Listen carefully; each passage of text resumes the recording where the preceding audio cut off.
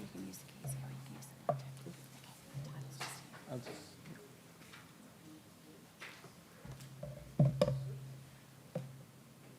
Yep, all good.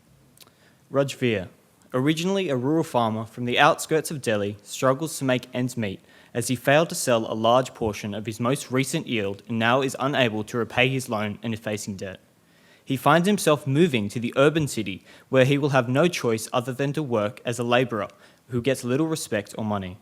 Sadly, Rajveer is not an anomaly. In India, over 75% of farmers want to give up their profession and will be forced into similar positions where their expertise in agriculture will be wasted on menial physical labour. And with growing population in Delhi, a diminishing number of farmers creates huge issues with meeting the food demands. Less than 1% of workers in Delhi are in agriculture.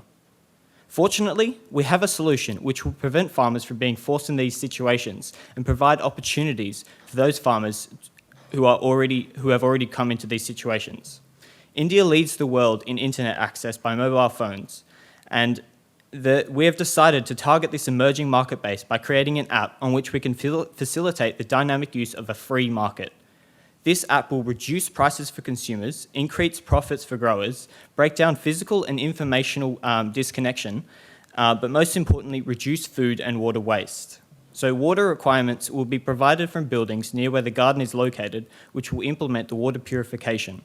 Our decentralized model aims to supplement the food production in Delhi by creating a grid of buyers and sellers. This grid will function by allowing the users of the app to sell excess food that they grow and buy food from sellers near to them.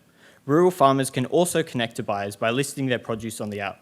The app will be an information hub for people to read through our resources, outlining how they can set up their own garden and who they can get into contact with to go about setting up low-cost, low-energy, and low-waste gardens. We have a wide demographic, which our app encompasses. People with limited income gain access to more affordable food, and wealthy people who have the space and the resources to make their own gardens and grow food themselves. So our efficient team of 5 creates an extremely well-rounded skill base, incorporating invaluable knowledge of Delhi and the culture from a local experience in renewable energy, software development, clean water systems, and data science. So our main business partners that we would target would be those from companies such as Edible Roots, who provide workshops and help us set up gardens in homes and communal areas. We would also try to involve the government, as this may appeal as a way to not only reduce unemployment in the cities, but reduce the subsidies which are provided to farmers who are struggling.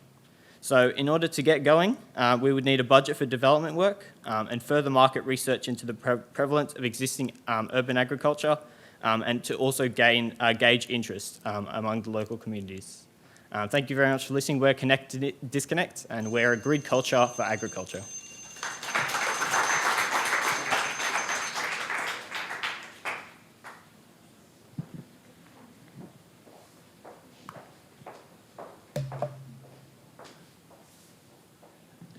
Awesome. So these farms don't exist yet. They're going to be set up in the urban spaces, and the app or the software that you're setting up is to be used by both people that want to get started setting something up and people that then want to buy off the gardens. Have I got it? Yeah, that's right. Yeah.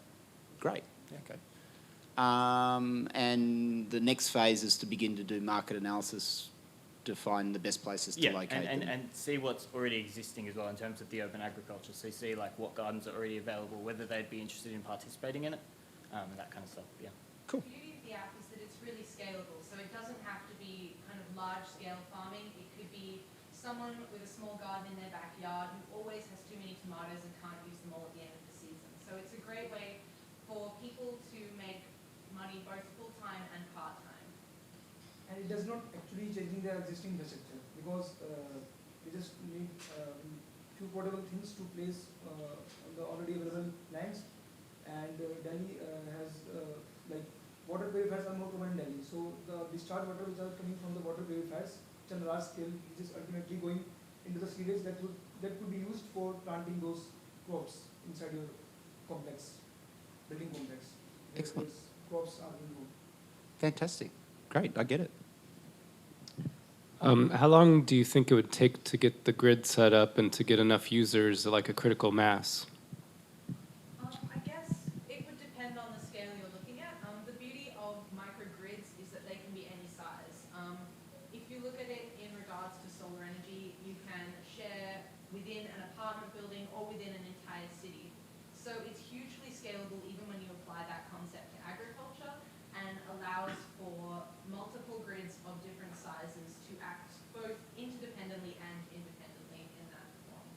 we think it'll organically grow as people realise the benefit of making money themselves and buying cheaper produce. So.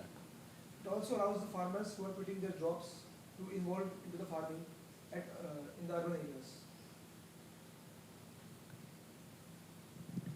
So how does the payment function work with this app? Is it all done via the application itself, or is it has the ability to be cash payments? How are you managing that side of things?